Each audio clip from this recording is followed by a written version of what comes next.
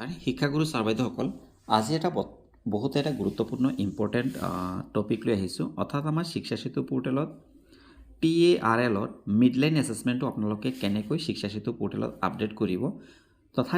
midline assessment আপোনালোকে কেনেকৈ fill up কৰিব আপোনালোকক সম্পূৰ্ণ প্ৰচেছখিনি ষ্টেপ বাই ষ্টেপ দেখাবলৈ যত্ন কৰিম নমস্কাৰ আপোনালোক সকলোকে মোৰ টিচাৰ্ছ গাইড MD চেনেলটোলৈ স্বাগতম জনাইছোঁ ছাৰ বাইদেউসকল আশা কৰিছোঁ ভিডিঅ'টো সম্পূৰ্ণ শেষলৈকে চাব আৰু যদি আপোনালোকে চেনেলটোত নতুনকৈ আহিছে তেন্তে চেনেলটো ছাবস্ক্ৰাইব কৰি দিব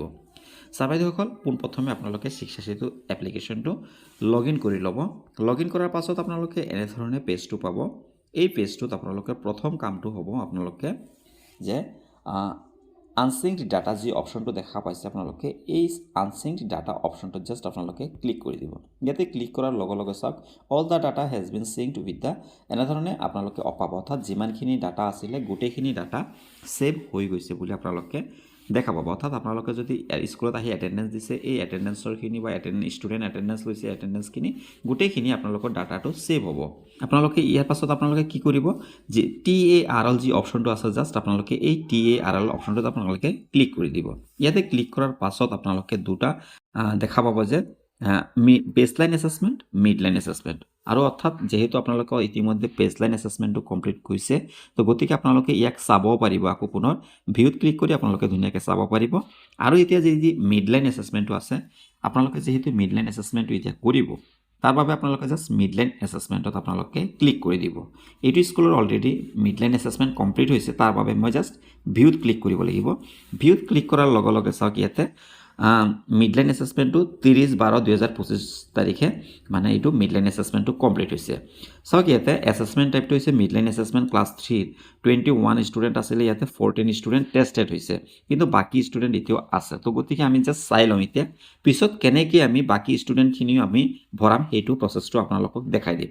যদি কোনোবা ষ্টুডেণ্ট স্কুলৰ এনেকুৱা হৈছে আপোনালোকে সেইটো মই এতিয়া দেখাবলৈ যত্ন কৰিম এতিয়া হৈছে আমি জাষ্ট চাই লওঁ যে ভিউ ডিটেইলছত গৈ আপোনালোকে ইয়াতে ক্লিক কৰিলে চাওক ইয়াতে দেখা পাব ধুনীয়াকৈ বিগিনাৰ্ছত কিমান আছে লেটাৰ্ছত কিমান আছে ৱৰ্ডত কিমান আছে পেৰাগ্ৰাফত কিমান আছে ষ্টৰীত কিমান আছে আপোনালোকে দেখা পাইছে যে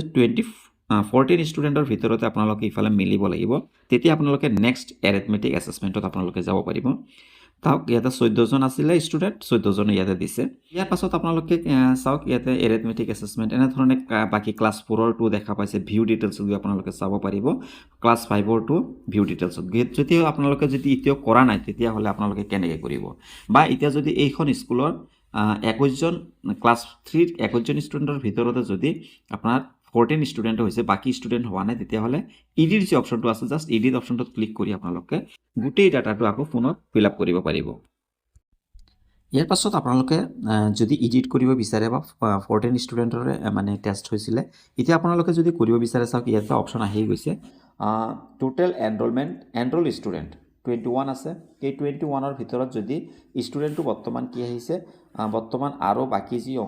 ষ্টুডেণ্টখিনি আছে আমি সেইটো কৰিলোঁ আৰু কৰি পেলাই আমি এতিয়া এডিট কৰিব বিচাৰিছোঁ ধৰি লওক 21ৰ ভিতৰতে 21 বা 20 ষ্টুডেণ্ট আহিছে বাকীখিনিৰো আমি এছেছমেণ্ট লৈ ল'লোঁ তেতিয়া আপোনালোকে just go to language assessment এইটোত ক্লিক কৰি দিব ইয়াতে ক্লিক কৰাৰ পাছত এতিয়া আপোনালোকে বিগিনাৰ্ছত কিমান আছে লেটাৰ্ছত কিমান আছে ৱৰ্ডছত কিমান আছে এনেধৰণে আপোনালোকে গোটেইখিনি আপোনালোকে পুনৰ ফিল আপ কৰিব পাৰিব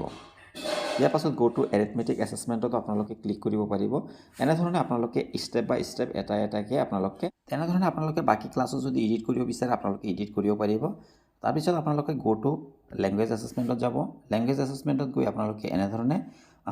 যিমানখিনি আছে আপোনালোকে দিব ইয়াৰ পাছত আপোনালোকে গো টু এৰিথমেটিক এছেছমেণ্টত যাব আপোনালোকে যেনেধৰণে আছে আপোনালোকে এনেধৰণে ফিল আপ কৰিব অৰ্থাৎ ডিজিটত কিমান আছে বিগিনাৰ্ছত কিমান আছে ছাবছেকশ্যনত কিমান আছে ডিভিজনত কিমান আছে ইয়াৰ পাছত আপোনালোকে দি পেলাই আপোনালোকে গো টু নেক্সট ক্লাছত ক্লিক কৰিব চাওক ছেভ ডাটা ছেভ ক্লাছেছ হৈ গৈছে ইয়াৰ পাছত আপোনালোকে ক্লাছ 5ৰ টো যেনেকৈ আছে এনেকৈ গো টু লেংগুৱেজ এছেছমেণ্টত গৈ আপোনালোকে এনেধৰণে গোটেইখিনি ফিল আপ কৰিব ফিল আপ কৰাৰ পাছত আপোনালোকে গো টু এৰিথমেটিক এছেছমেণ্টত ইয়াতে ক্লিক কৰি দিব ক্লিক কৰাৰ পাছত আপোনালোকে জাষ্ট শেষত গৈ আপোনালোকে যি ফিনিশ অপশ্যনটো আছে এই ফিনিশ অপশ্যনটোত আপোনালোকে ক্লিক কৰিব অৰ্থাৎ গোটেই ডাটাটো ফিল আপ হৈ গৈছে ফিল আপ হোৱাৰ পাছত আপোনালোকে যি ফিনিশ অপশ্যনটো আছে এই ফিনিশ অপশ্যনটোত জাষ্ট আপোনালোকে ক্লিক কৰি দিব আৰু ফিনিশ অপশ্যনটোত ক্লিক কৰাৰ লগে লগে ছেভ ক্লাছ হৈ গৈছে অৰ্থাৎ আপুনি যিমানখিনি ডাটা দিছিলে এয়া সম্পূৰ্ণ ছাকচেছ হৈ গৈছে তো ছাৰ বাইদেউসকল এনেধৰণে আপোনালোকে মিডলাইন এছেছমেণ্টটো কমপ্লিট কৰিব পাৰিব তো আপোনালোকে ভিডিঅ'টো যিমান পাৰে শ্বেয়াৰ কৰি দিব যাতে আমাৰ প্ৰতিজন শিক্ষাগুৰু ছাৰ বাইদেউসকলে কথাখিনি গম পায় ধুনীয়াকৈ মিডলাইন এছেছমেণ্ট কমপ্লিট কৰিব পাৰে ভিডিঅ'টো সম্পূৰ্ণ চোৱাৰ বাবে ধন্যবাদ